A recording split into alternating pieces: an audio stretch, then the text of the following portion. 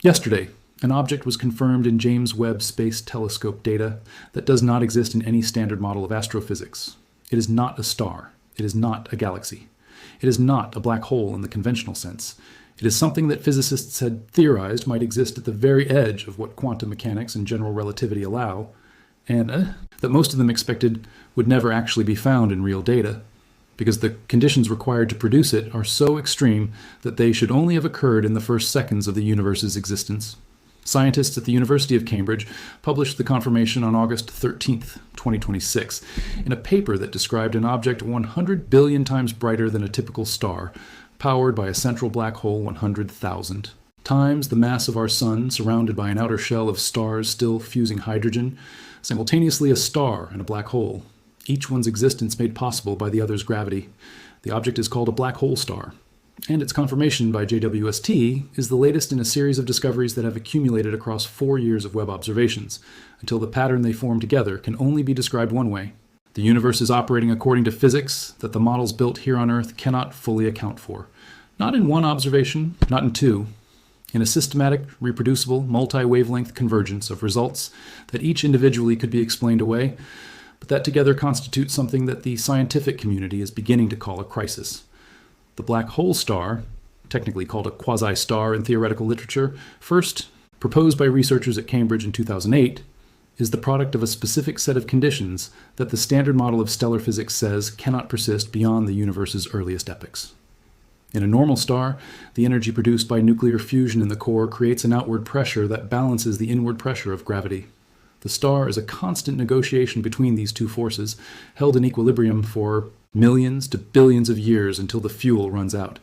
For the most massive stars, objects 100 to 300 times the mass of our Sun, this equilibrium is unstable. The radiation pressure from the fusion reactions becomes so powerful that it can overcome gravity entirely, causing the star to blow itself apart. This is why astronomers have long believed that stars above a certain mass limit cannot exist. The physics of radiation pressure should prevent them from forming or maintaining their structure. But the theoretical models published in 2008 identified an exception. If a massive stellar object collapses to form a black hole at its center before the radiation pressure can disrupt the outer layers, the black hole's gravity can pin those outer layers in place. The black hole swallows the infalling material, releases energy that keeps the outer stellar shell puffed up and fusing, and the entire system stabilizes in a configuration that should be impossible under normal circumstances. A central black hole 100,000 times as massive as the Sun, surrounded by stars still fusing hydrogen, was confirmed in James Webb Space Telescope data published August 13, 2026. The object exists. Theory said it could. Observation now confirms it did. And its existence in a real galaxy, observable by a real telescope, means that the early universe produced objects that standard stellar physics textbooks do not contain, and that the physical processes that created them were operating at scales and under conditions that no laboratory on Earth can reproduce. The jellyfish galaxy confirmed yesterday by a team at the University of Waterloo adds a different dimension to the physics-shattering picture. JWST spotted a galaxy with tentacles in deep space, a jellyfish galaxy discovered in data from the Cosmos field. Jellyfish galaxies get their name from the long, flowing streams of gas that stretch out behind them, resembling tentacles. Jellyfish galaxies form when a galaxy moves through the hot, diffuse gas, filling a galaxy cluster at high velocity. The cluster gas exerts ram pressure on the infalling galaxy, the same physics that holds your hand back when you extend it from a car window at speed, stripping the galaxy's own gas from its trailing side and pulling it into long, trailing streams that can extend for hundreds of thousands of light years behind the moving galaxy. The stripped gas, compressed and shocked by the ram pressure, often triggers bursts of star formation in the streams themselves. Stars, forming in filaments of gas that are being torn away from their host galaxy, forming not in a disk, but in the open space between galaxies. What makes the Cosmos field jellyfish galaxy discovered yesterday so significant is not that jellyfish galaxies exist. They have been known for years in the nearby universe.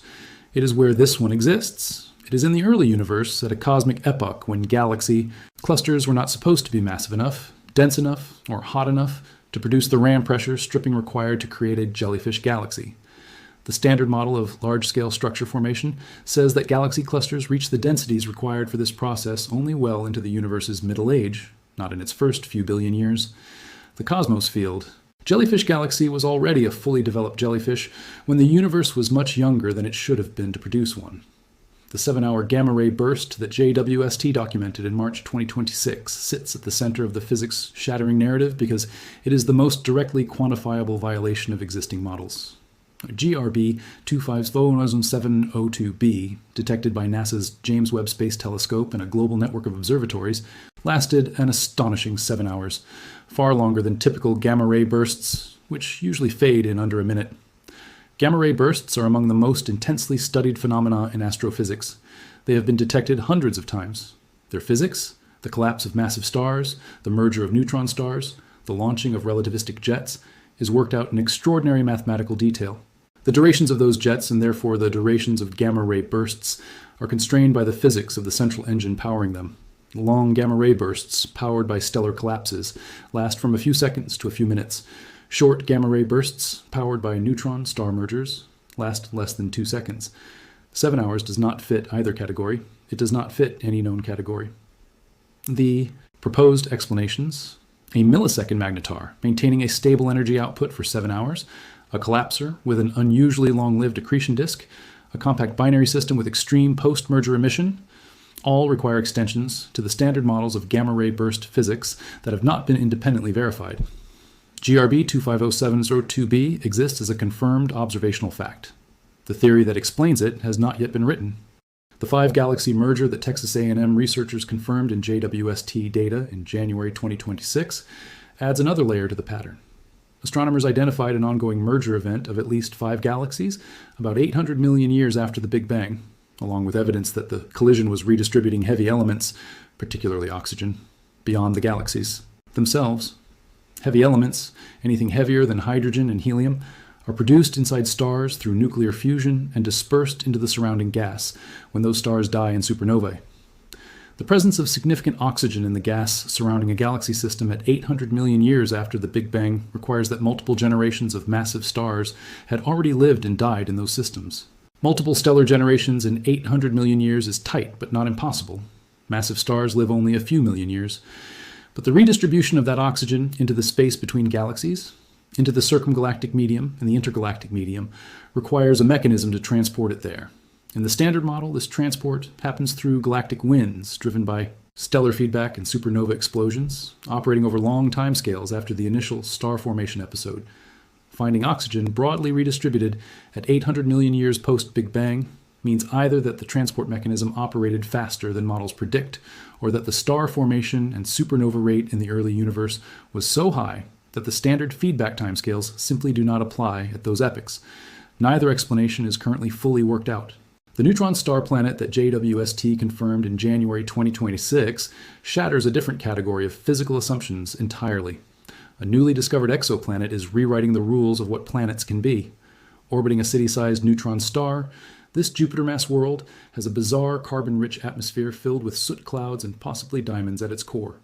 Neutron stars are the remnants of supernova explosions, objects containing the mass of our Sun compressed into a sphere roughly 20 kilometers across, so dense that a single teaspoon of their material weighs 1 billion tons. When a massive star explodes as a supernova, the explosion is so violent that it should destroy any planets that previously orbited the star, flinging them outward with the expanding shell of expelled material. A planet surviving in orbit around a neutron star requires either that it formed after the supernova from the material ejected by the explosion, a second-generation planet assembled from supernova debris, or that it somehow survived the explosion and was recaptured. A Jupiter-mass planet with a carbon-rich atmosphere and diamond cores orbiting a neutron star is not just an unusual world. It is a physical object that required a sequence of events so specific and so unlikely that standard models of planetary system, formation and evolution, were not designed to produce it. JWST found it anyway. The galaxy that does not spin, confirmed in May 2026, remains the result that most directly challenges the foundational principles of how galaxies form.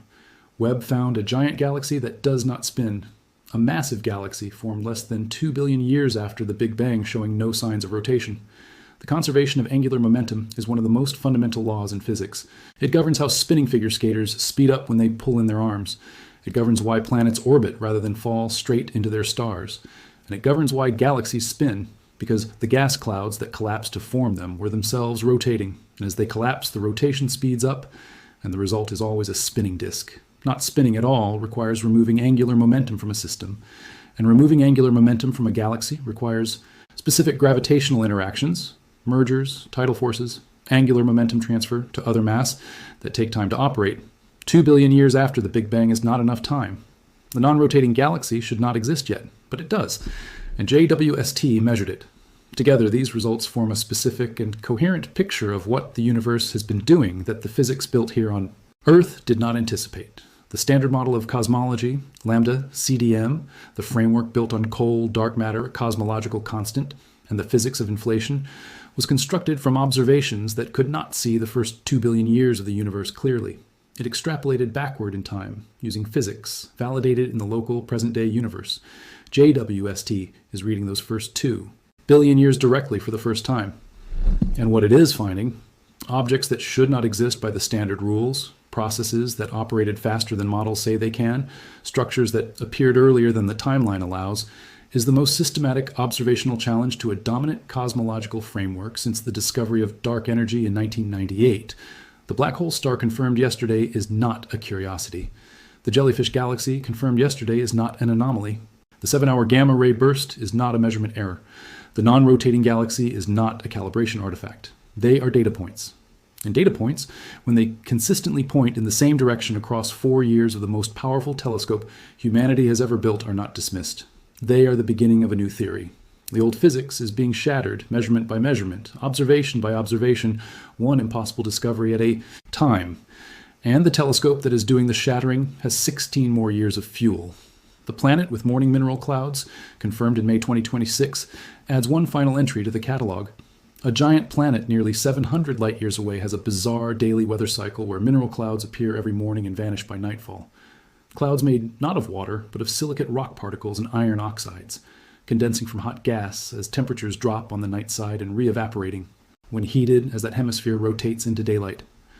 JWST's thermal emission measurements tracked this planet through its full rotation and directly measured the diurnal mineral cloud cycle for the first time on any exoplanet. It is not the mineral clouds that shatter physics. They were predicted. It is the precision with which JWST measured them in real time in a planet 700 light-years away, confirming that planetary weather operates across a range of chemical compositions that our solar system's 8 planets never suggested was possible. Together, these results form a picture of what the universe has been doing that the physics built here on Earth did not fully anticipate.